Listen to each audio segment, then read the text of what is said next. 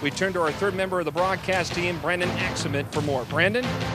Guys, this Wesleyan defense has their work set out for them here today. The Blue Jays are returning both of their top rushers from last season, the first of which is running back James Monroe Jr. The senior was a preseason All-KCAC selection due to his performance last year. He had 11 touchdowns and over 1,000 yards rushing, putting his career rushing total over 2,000. The second rushing threat they have is quarterback Simon McKee.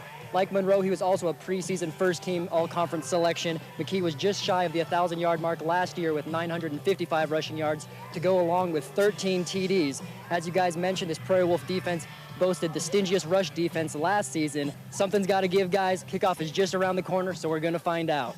Let's head down to the field. Here's Brandon Axement with some updates. Guys, Nebraska Wesleyan has not lost at home to a non-conference opponent since all the way back in 1999. Right now, the streak is at 9 games. They hope to move it to 10 with a win here today. The good news is, if you're a Prairie Wolves fan, it's the fourth quarter, and last year, Wesleyan absolutely dominated the fourth. Not only did they score the most points in the fourth quarter, they also allowed the fewest. So we'll see what transpires here in this fourth quarter today. Let's get an eyewitness account here from our third member of our broadcast team, Brandon Axement. Brandon?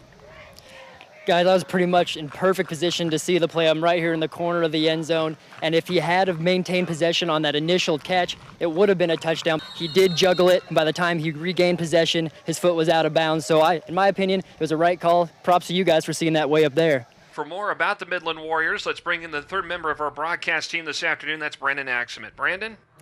Guys, like the Prairie Wolf offense, this Midland offense is extremely balanced as well. They average 184 yards on the ground, 197 through the air, and the reason for that is because of senior quarterback Micah Carls. He accounts for 67% of the Warriors' offensive production so far this year. He has 1,500 yards through the air. He leads the Warriors in carries with 500 yards on the ground. So if the Prairie Wolves want to stop the Warrior offense today, they need to stop quarterback Micah Carls.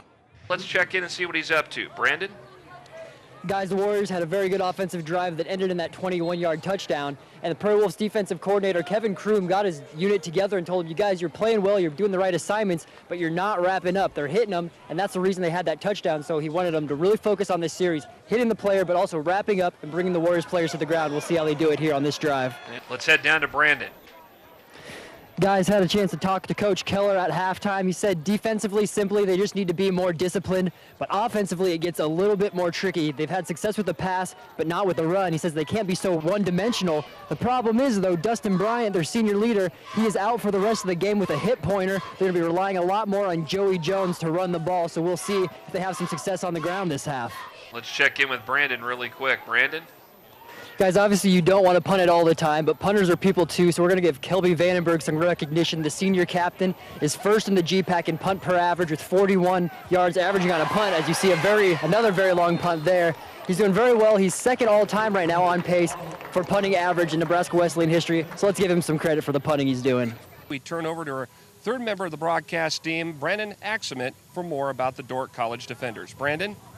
Guys, if you called this Dordt team anything but a rushing team, you would be blatantly lying, because that is all they do. They rush the ball. They're second in the GPAC and 10th in all of the NAIA, averaging over 230 yards per game on the ground. On the other end of the spectrum, throwing the ball, they're not so hot. They average 70 yards a game through the air, and they're second worst in the entire NAIA, so they only run the ball. They have 4 rushers who have rushed for over 150 yards this year, and they're 2 big guys to look out for, the first of which is Leonard Manuel. He's rushed for 300 yards, and their big play guy is Daniel Fenig, who averages 8.1 yards per carry. So they're the guys, they like to pound it on the ground. The Prairie Wolves defense, their run defense, which is very good, is going to have a little bit of a challenge here today.